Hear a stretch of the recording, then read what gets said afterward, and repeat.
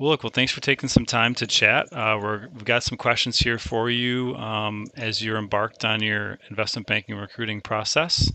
Um, can you just start off by saying a little bit about yourself? What school you're at, class, and your recruiting objective. Sure. Yeah. So, hi, my name is Jackson St. Cyr. I'm a sophomore at American University in Washington, D.C. I'm studying finance in the honors business program. And so I get to dive a little bit deeper into my studies and that sort of stuff and really get that like applicable content and not just learning it from a textbook. And it's really nice. As far as right now, I am, I'm first semester sophomore. Next semester is when those applications for investment banking, summer 2026, that's when those come out. And so I'm kind of just in the beginning phases of getting prepared for those to come out with the goal of landing an summer analyst position in the class of or summer of 2026, and then hopefully that'll translate into a return offer afterwards. As far as this coming summer, 2025, I'm a little bit more, I would say, flexible with what I want. I definitely want something to be on my resume. I'm working two jobs right now, and they're both in the finance industry, and so I have a good amount of experience, but it always helps to have more. So that's kind of where I am What are right your two now, jobs and you're working right now? I am a account associate at a business management firm, and so that's really just dealing with wire transfers, credit card statements, um, invoicing, billing, that sort of thing for the firm's clients. And then I'm also a business and management assistant at a marketing firm. I started that in high school back in hometown of Albany, New York, and I continued that till now. And I still help out with various marketing and business related tasks. Doing campaigns for social media, but also working with the founder to kind of get the finances squared away because it is a small business. Thanks for walking through that. Look, you're at a really cool place in your college career, and you're Yeah. very smart for getting started on this process early, and already you're going above and beyond in what the average person is doing, and so that's a good thing. There's no substitute. I think a couple. I've got your questions here, so I'm just going to make a couple Hmm. comments. There's Yeah. no substitute for hard work. I think a lot of Yeah. people think that networking is kind of like about looking for favors and trying to get people to give you a hookup. And if Hmm. you've actually done it, you know that it's not like that at all. And it's just Hmm. old fashioned hard work, right? You have to do your research, you have to be diligent, you have to follow up, you have to schedule, you have to take notes, you have to listen. All Hmm. of those are the same skills that you will use professionally in the role. So it's Hmm. actually a mini audition for the job is the networking process. So think of it more like that, just to kind of get the conversation rolling here. Hmm. So one of the questions that you asked was, how can I convey my genuine interest in investment banking on networking calls? And I like how you asked genuine because that Hmm. is the key. Yeah. Anyone and and anyone can get up there and say, "Oh, I really am interested in banking." But when you say that, it's going to land flat and it's not going to sound Hmm. genuine when you say that. And so this is like a overall kind of life lesson that applies very much to investment banking, which Hmm. is actions over words, right? Yeah. You know, actions over words. So the way to convey your interest is not to say that you're interested, but show that you're interested. Okay. So that's like Hmm. the overarching concept. And I hope you're thinking, okay, great, Ben. How? That's what I care about. Hmm. How? Um, and so the how here is there's a few different ways. Um, the how here is going to be about doing work, doing research, getting educated on the right topic at the right time. Um, and there's some general research you can do all the time to stay informed. And then there's going to be specific research you can do based on the person you're going to talk to. But I will tell you right now, the way to show that you're motivated is to impress on this person through your actions and your knowledge that whoa, this guy knows what he's talking about. This guy Mhm. researched 4 different deals, asked me a really insightful question that got beyond the obvious. And the Mhm. only way you can get beyond the obvious is if you do the hard work and the research. So notice how you didn't have to say in that situation. So let's just say I'm a banker and I'm talking to you about a deal. I was at Robert Baird in real life, Yep. as an investment banker and also as a recruiter. Um, and I was on the consumer team. So I worked on a deal. Um, I worked on a restaurant IPO. This IPO didn't go anywhere. Okay, didn't go anywhere. Okay. But it was never publicly announced. It was a restaurant chain of sandwich shops that a lot of people have heard of. Hmm. And let's say we were talking about that. If you knew that in advance, you could say, "Oh, what's the typical number of units and revenue per unit where you're seeing restaurants IPO?" Okay, wow. See, that's a really good question because Mhm. it showed that you've researched IPOs. You know that there's a certain size and certain revenue range in which they are more typical to be IPO. I can also infer that you've done the research and recognize that actually restaurants are unique in that historically they will IPO at much lower sizes, smaller sizes than say a manufacturing firm. Manufacturing might be $1 billion company before they IPO, maybe 3 billion. Restaurants can do so at about 10% of the size or Mhm. 20% of the size. So I'm giving you an example. The only way you would have known that is if A, you had talked to other bankers in the restaurant space, or B, again, you were reading articles, you were reading mergers and acquisitions, you were subscribed to, private equity newsletters and M&A newsletters and restaurant industry. Like that takes work and effort. But when you ask that one question, you didn't have to tell me you were interested. I knew that you were interested because you asked a Mhm. great question that proved to me that you had done research and you had done work. And that's the Mhm. best way to show that you're motivated. Yeah. Yeah. The question that how that was sparked was I was on a sort of like a just a general information session for one of these roles that I applied for, and it was open to questions, so anyone could ask questions at any time. And this one kid just kept asking questions, and it almost seemed to me that it was like he was turning this like sort of seminar into like a networking call for himself. So he started asking the presenters, "What are your hobbies?" And for me, I was like, that doesn't seem genuine, and I want to seem like on these calls that I'm calling because I'm genuinely interested and because I want to learn. And I know that you, who I'm calling, can help me learn because you have all this experience and I want to learn that, So I just wanted to make sure that I was conveying that genuine interest and willingness to learn and not sounding like I was just asking questions where I was like, oh, let me ask you about X, Y, and Z and get your opinions on interest rates, and just say something that would be like, oh, anyone could say that. Right, right. Yeah. And that's the key is part of getting beyond the obvious is about avoiding those generic questions. It doesn't mean you never ask a generic question. It's not a never, Hmm. but it's more of an 80-20 kind of thing. 80% of your questions need to be specific. Need to be Hmm. demonstrate that you've done some research. 20% can be generic because there are some, tell me about the culture of your organization. Hobbies Yeah. question is not a horrible question, but it's again, it's used sparingly, Hmm. right? It's just sprinkle Yeah. in a little bit. That's not going to be the main course. Yeah. That's going to be maybe right in the beginning of the call. Not what your hobbies, but more like it's you're talking on a Monday. Hey, what'd you do over the weekend? Oh, I Yeah. played some golf, or I ran a half marathon. Oh, do you do a lot? I didn't say the word hobbies, but immediately we're talking about hobbies. Yeah. So, the first rule is like just be a human, right? Just Yeah. be relaxed, be yourself, be someone who's personable.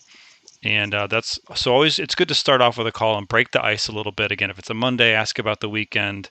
A lot of these, it's okay to ask about about family. Where do you live? Are you in the city? Are you in the burbs? Do you work from home? You can ask some of these Hmm. logistical questions just to kind of get inside their lives a little bit. Yeah. Um, that's okay to have some general questions up, and then you want to immediately impress them and say something like, "Look, I saw," and here's a formula you can use for asking questions. So Hmm. because I really love your question around how do I convey that genuine interest, and it's all about research, and so I want to talk more Okay. about is how. I want to keep pounding on this how. So here's a very specific tactical formula you can use to ask great questions.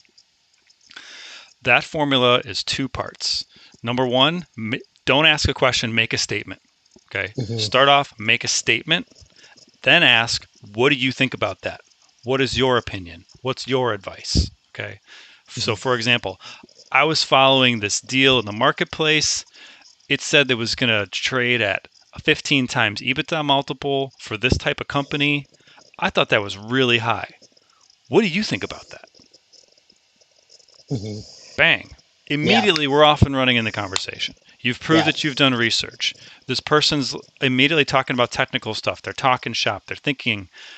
They are going to start talking, and even if they have know nothing about that deal, they'll tell you they don't know anything about that deal. But then they'll start giving you advice, and they'll talk about valuation and what are some different ways that you can hit a 15 times multiple. What goes into that, especially in this industry or that industry, and now you have a rich conversation. You're getting notes, you know, and again, you're off and running. You have a rich conversation, and you've proven them that you've done research, right? You've proven them that you're genuinely interested in the profession because you're starting to use the language. So tactically, that's the formula you can use. Make a statement, ask what they think about that, instead of thinking that I have to ask a question. Hmm. Yeah, that makes sense. I find myself doing that. I feel like naturally I try and, make a statement about maybe an experience that, recently I did this training for the Argus software for commercial real estate. And I start with a statement like that. And then I try and link it to, oh, you're, the coverage in home building, and link it like that. So, yeah, I feel like I'm starting to naturally do that to begin with. That makes sense. Absolutely. Yep. Okay, so let's kind of keep going. You got some really good questions on here. All right. So the next question you've got is, I go, okay, so it's a researching question around networking. Once I've run out of alumni, and congratulations, if you've really run out of alumni, you've contacted 100% of investment banking, Hmm. investment bankers, alumni, then first off, congratulations, because most people never even come close, even for small schools, Hmm. because don't Yeah. forget, you can talk e- you could pretty easily expand to finance. Yeah. Go. I mean, I think that. So first off, let's just stick with alumni before we even go beyond alumni. Okay. Um, think about alumni. Okay. Well, what about financial consulting, M&A consulting? What about KPMG, Deloitte? Some of these other industries that advise on M&A. Okay. You don't. Hmm. You can be involved in M&A and do more than just investment banking. All right. Certainly, you can talk to private equity. I'm not recommending that necessarily. Hmm. You're probably not going to have a high hit rate there. But my point is, there are these adjacent things. Even something like, audit. Um, Also, lawyers. There's a lot of M&A Mm. lawyers. Yeah. Um, there's no M&A deal that gets done without multiple lawyers. Yep. Probably about as many bankers. Now, they don't work on the transaction as long, but you're going to have a team of 3 to 10 lawyers working on this thing. You're going to have a team of 3 to 10 bankers working on this thing. Now the bankers might work on it for 2 years or 6 months. The Yeah. lawyers usually come in the last 2 weeks. But my point is, they're touching the M&A ecosystem. They know a lot about transaction and deals, and they know a lot of bankers. So Hmm. the first answer is talk to alumni who also know bankers who are connected to M&A. I'll tell you, if you talk to 5 lawyers, first off, they'll be probably kind of interested. The right ones will be interested to hear from you because they probably don't get contacted by a lot of people looking for banking. They probably get contacted by Yeah. more law students. And so you'll be a Hmm. little bit different. You'll stand out. Also, if Hmm. you can start to use some legal terminology in some of your banking conversations, that's going to prove you're interested, Mm. you're passionate, you've done your research, Yeah. you know more than the average person in your station. All Hmm. right. So I guess the direct answer is stick with alumni because that's a big group, but look for those one level removed from the deal, one level removed from the deal. Also, you could talk to, anyone in finance, director of Hmm. finance, VP of finance, CFOs. Now, are they going to be doing 3 deals a year? No, it's very unlikely. But will Hmm. they have been on one or two in their career? Very plausible. Do they know Hmm. people who are investment bankers? Absolutely. So it's not about who you know. It's not Hmm. even about who you know knows, right? It's about who you know, who they know, and who they know, right? That's the third Yeah. order. And when you hit the third order, there are infinite possibilities. If you think the first order, who do I directly know? That's going to be pretty limited for everybody. Yeah. Second order, who do I know and who do they know? Now that's good. You know, that's going to get you a long ways. But the real optimization, think whatever 7 degrees of Kevin Bacon. Like if you can Yeah. get to those extra orders, third order and fourth order, now you literally have millions of people that are in that group, and Yeah. so you don't have to solve for that in one swoop. Just find that one more contact where you share that alumni base. So I guess my direct answer to your question is there's not a chance in hell that you've run out of alumni, even if you have actually Not contacted yet. every person Yeah, and but. every investment banker. Other than that, you know, I think follow that same formula. Look at friends and family again. Who's Hmm. that? Who's your uncle or who's your family friend that's been involved in business? They've Hmm. had different corporate jobs. Maybe they've been in consulting. Maybe they've been an accountant, a lawyer. All these different roles. These folks have, to use the antiquated term, have a Rolodex. They have Hmm. an address book that's got probably 1,000 or 2,000 contacts in it. People who they've met over the course of decades. They're gonna know people who are connected to where you want to be, and they definitely know people who know people. If you don't know, Yeah. who do you know that would know? And especially so again, going back to basics, friends and family and alumni, Hmm. really really explore that and start talking to them, even if they have nothing to do with banking, and not even if they have nothing to do with banking. I would say especially if they have nothing to do with banking, because especially Hmm. when you're just getting started, you want low risk, warm and friendly conversations. Hey, you're just practicing, like, hey, here's my goal, this is where I Yeah. want to go, what do you think about that, Hmm. what's your advice for me? If you were me, what would you do? Hmm. And they don't even have to give you good advice. That just matters way less. Like, you're talking to a real person, you're practicing your networking, Hmm. you're asking for help, you're telling someone else your goal, you're getting feedback on it. It's forcing you to think. All this is a really healthy process. So I can kind of go on and on about that, but I Yeah. appreciate your question. Just keep going and talking to more people. And the other piece is try to get a new contact. I think embedded in this means that you probably also haven't done as well as you could have of getting a new intro out of every call you have had.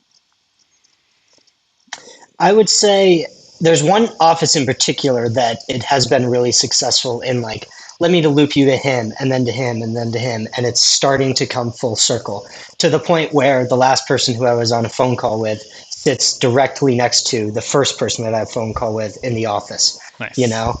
Um, but yeah, I'm like, that circle is starting to close, right? So now I have to It'll start run thinking dry. about, It'll run yeah. dry at some point. Oh You know, yeah. but just I love the detective analogy. You are a detective. You're following up on leads. Don't let the trail run Yeah. cold. Just Yeah. get a new lead, follow up. Get a new lead, follow up. Each lead should lead to a new lead. Eventually, the trail will run cold. But where people run into a brick wall really quickly is they send out 10 messages and they're so Hmm. happy with themselves and they get 5 replies. Awesome. And they get 4 meetings scheduled and they're like, I'm networking. This is it. Hmm. I'm doing it. And then they talk to 4 people, have 4 conversations. None of them are particularly inspiring or groundbreaking. They get 0 new introductions, and then they're just frustrated and they're down. Yeah. And that's a normal brick wall that everyone's going to hit at some point. So Hmm. just keep in mind that that's totally standard, and you just got to keep going. I Hmm. do want to talk a little bit about how to get the how to get, a tactic on how to get that introduction, because Hmm. one thing that we're going to do a great job of on these broadcasts is there's a high level piece of advice which will if you've heard it before, you're like, yeah, I've heard that before. If you haven't heard it before, you're like, okay, yeah, that sounds intuitive, and that's not going to blow anyone's mind. But the more important thing is, how do I actually implement that advice in a practical and effective way? And that's what we Yeah. want to focus on. So when it comes to introductions, while you're in the conversation, we can talk more about listening, but you've got to be engaged. You've got to be listening to what they're actually saying. Don't worry about what your next question is. That's not relevant. Worry about what are they saying. Have a real human conversation. 80-20. You should be doing 80% listening, 20% talking. Yeah. And what you want to do is listen for something that's genuinely interesting to you. They're going to say something that's interesting. Ask about it. Oh, you mentioned this company. Can you tell me more about them? Or you mentioned this type of transaction. Were there any other deals like that you worked on? That's going to keep the conversation rolling. Then you ask, then they're going to tell you more stuff. Grab another nugget that you're interested in, and hey, especially as the call is, you'll get a sense when the call is kind of starting to wrap up, right? Wrap up. Yeah. Maybe you're getting close to the end of time. Maybe they went over a little bit, but use your instincts, use your best judgment. Yeah. You're going to get a sense where we're kind of close. It's a great way to wrap up a call and say, hey, you know what? You told me a lot about the, light manufacturing industry in the Midwest. I would love to learn more about that. Do you know anyone I could talk to to explore deals in that space? Right? That is 10 times more powerful than just asking, hey, do you know anyone else I can talk to? Yeah. And I will tell you, as someone who's done a ton of networking calls on both sides of the table, when I get asked, when I'm talking about a specific deal, say I'm talking about restaurants, and I'm talking about it, we're having a good conversation, it's engaging, and then they ask me for a connection related to restaurants, 3 names come into my head in like a quarter of a second without me even thinking or trying. Yeah. Why?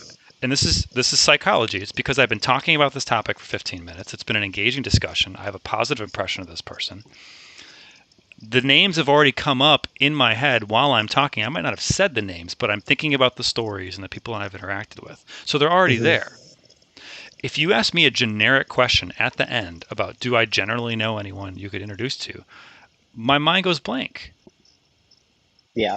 My mind goes blank, and because now you've asked me to think about every one of the 2,000 people I've met in the last 2 years. Great. Thank you. You've really helped me out there, person who's trying to ask for a favor. No, you're doing me a disservice.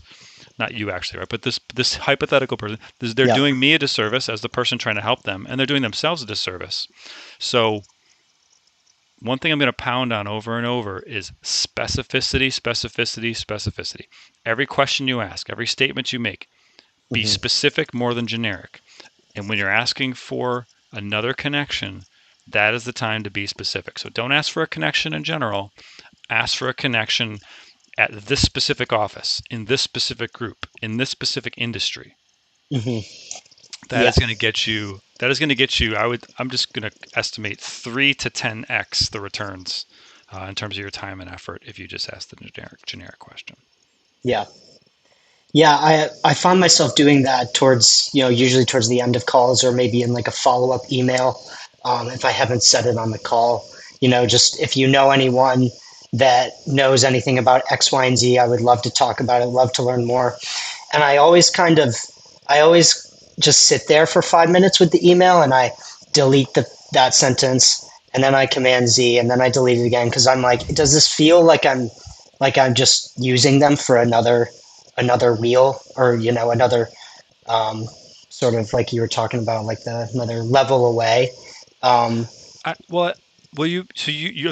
I wouldn't recommend asking that in an email. You can do it. I'm not saying never do it. Yeah. But it's got to be someone you've really built some connection to in some way or another. That's not going to be like your first email. Again, it's not going to be your first or second email if you haven't talked to them. And it's probably not going to be impromptu outreach after you've talked to somebody. Yeah. The way to do it is to follow up after they've already told you they were going to do it. That's okay. Yeah. To clarify, that's usually, that's what it is. That's what I do. I say, so you mentioned that you would, be like, oh yeah, I can introduce you to Tom Johnson. Like, okay, cool. Tom Johnson. You're writing down Tom Johnson. Yep. And then you're going to send them an email like, hey, really great talking to you. I learned so much about A, B, and C. Thank you for offering to introduce me to Tom Johnson. Hmm.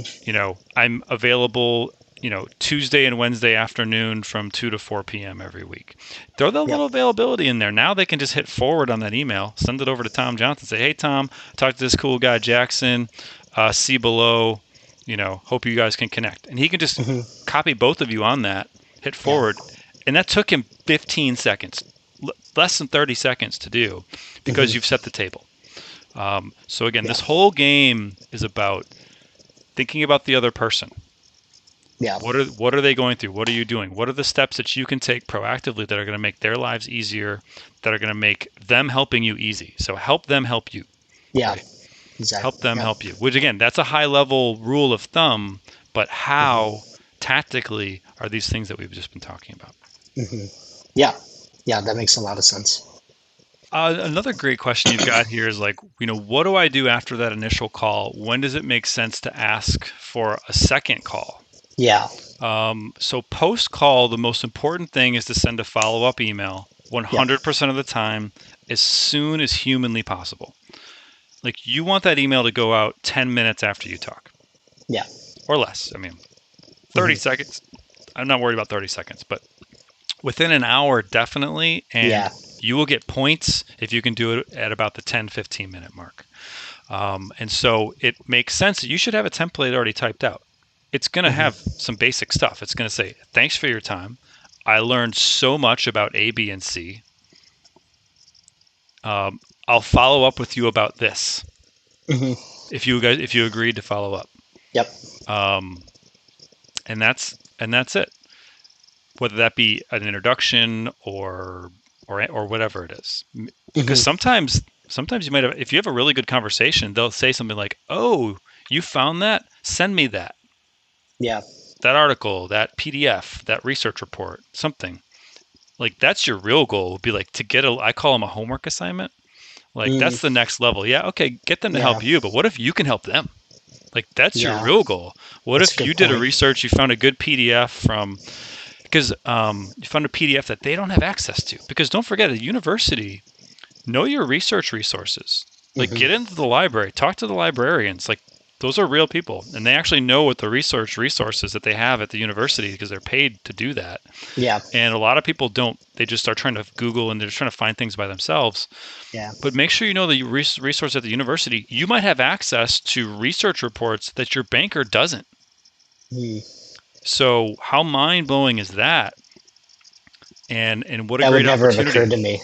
What a great opportunity! Yeah. Um, it doesn't even matter if they look at it; it's irrelevant. But they're like, "Wow, Jackson is proactive. He did research. He pulled this research report. It was relevant. We talked about it. Hmm. Sent it to me afterwards." Like, what's going to happen in their brain subconsciously? They're going to think, "Wow, I could really picture him working here." Yeah. And Yeah. now you're on the path. Mm.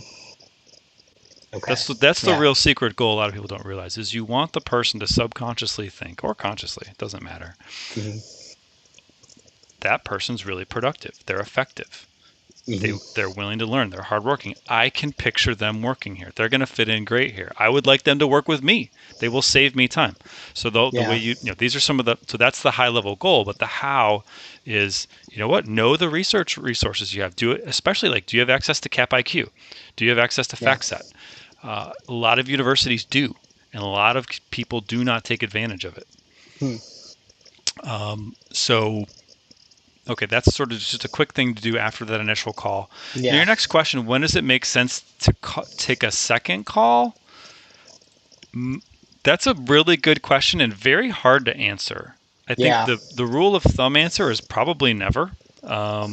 Most networking calls are a one and done, but Hmm. 80-20, 80-20 the other way. Probably 80% of your calls will be a one and done. Yeah. That just means call it, but you should follow up. So I Yeah. think most of your follow up should be email. Okay. Every call you do, whenever you have a little milestone, you get an offer, that'd be great. Or you get Yeah. maybe an offer for an internship. It's not even investment banking. Oh, I got an offer for Yeah. a whatever, something finance related. Send them an update. If you've talked to 20 people, type up a standard form email, blast it out to 20 people. Not at the same time, separately, separate Yeah. emails. But it's stay in touch in that way. They're Yeah. probably not going to respond. Don't expect a response. They might, a lot of, say 30% will type right back and say, "Oh, Jackson, great to hear from you. Glad to hear everything's going great." Bang. Yep. That's how you build a network. Yeah. It's not asking for stuff, it's giving. Hmm. Now, the next level would be if you talk to someone, again, because you took some notes on them, you grab that research report, you grab an article. Hey, I saw this in Restaurant M&A Monthly. Ben's a restaurant banker. I saw it in Hmm. Restaurant M&A Monthly. This thing happened. I wondered if you saw that. Send them a little article. By the way, I just got an offer. And that's Okay. how you're staying in touch. That's how you build a network. A network is not just one and done conversations. That's very transactional. Hmm. So the way to Yeah. get away from transactional is to you take initiative, put in effort and work to stay in touch with them. Okay. Now, if you do that, you send them a quick follow-up email. 2 months later, you send them an update email. Then something comes up and you have an impetus to talk to them again. There has to be something else. Yeah. Maybe someone else mentioned their name. Maybe you got an interview Yeah. with with a group in restaurants and it's not with their bank. That would be a great opportunity because now you could be like, "Hey Ben, we talked about restaurants. It was so helpful. I've got an interview with the restaurant coverage group at Baird, and Yeah. I would love to pick your brain as part of interview prep." That Mm. would be a great second conversation to have. Okay. Yeah. I guess it never really occurred to me that 80% are one and done. It kind of that felt transactional to me, and so I guess I just assumed that okay, I just from things I've heard from other people as well. You have that initial call, and then down the line when you're applying, there could be another call. And one of There the could be. the last calls that I was on, the guy ended by saying, you know, it was a great call. I look forward to hearing from you again when we're further into the recruiting cycle, when it Yeah. begins. He And probably meant so email, but maybe, yeah. um, Um, so yeah, it's like so follow up, definitely email, quick yeah. email, and then a longer term update. That's just a that's a no regret set of tasks that is only going to help you and make you look good, Okay. as long as you don't have any typos. Right? Yeah.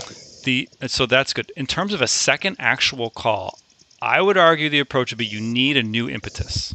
Now some Okay. people will say, if you, oh, I mean, typical, oh, you got any questions? Just let me know. Let's talk again. If you really hit it off with someone, you talk for an hour, and you know the same, whatever. You randomly grew up in the same area, and you both Yeah. played lacrosse at the same high school 10 years ago. Okay, then sure, I guess you guys had some type of connection, but that's in the Hmm. 20%. You see what I'm saying? That's not going to be Yeah.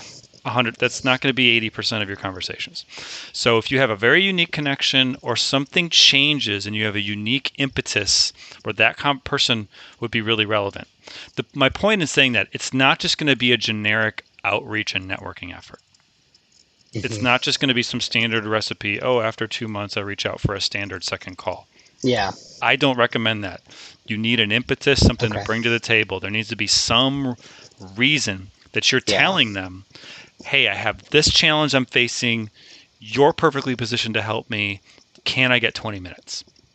Yeah. When people hear that, they want to help. People want to help, Hmm. but they don't want generic. As I've said a few Yeah. times, they don't want generic. They want to help, but they don't just want to have another general conversation. Yeah. Yeah. And now those conversations, you'll do really well if you keep it narrow, specific. "Hey, how's it going? How are you? Any new deals?" "Oh yeah, we're working on this, working on that." Uh, well, look, I just got this interview. Hey, congrats on the interview. That's really cool. Oh, I have a friend that works over at that firm. Great. Yeah, I was just curious about whatever. Here's my Yeah. question. How do I prep for technicals? ABC. What about restaurant metrics? Blah blah blah. And they're going to give you some advice. And they probably might even have someone at the bank you're going to interview at that you could contact. And Hmm. who knows what'll happen about it? But tell them what your interview is. Tell them what firm. Tell them what the group is. All those things, and their brains will just start going into overdrive trying to find ways to help you. But you see how because you had talked before, you followed up diligently, and you had a unique impetus to reach back out to them. Yeah. That is how you create. That's how you build a network. Yeah. Yeah. It makes sense. It's not, I feel like you can't do a first networking call twice. Like the first, Yes. what you say and what you talk about on the first networking call, you can never do that again. So yeah, that second call, if there is something, it's it's something specific, right? It's an interview or something real niche happened and you have a reason to reach back out to them.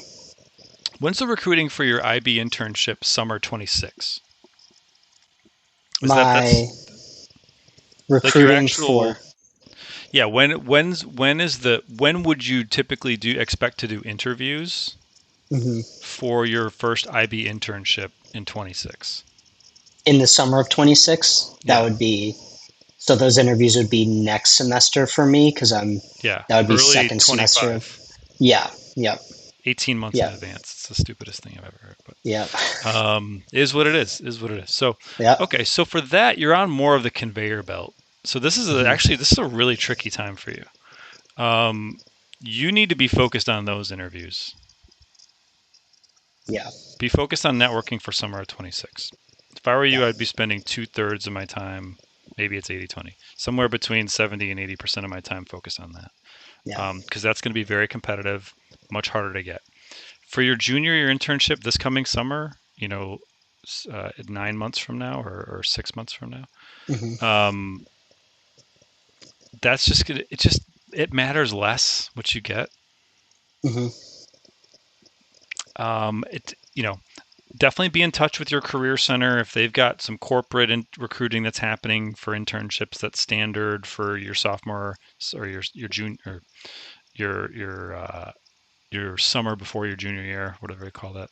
yeah, Your summer rising 25 for junior, you. yeah, Yeah, rising junior summer. yep, Sure, check it out. A corporate internship would be good. Getting in a hmm, larger corporate environment, getting used to getting in meetings, taking notes, finding ways to be productive. It doesn't even have to be finance. I mean, finance is great.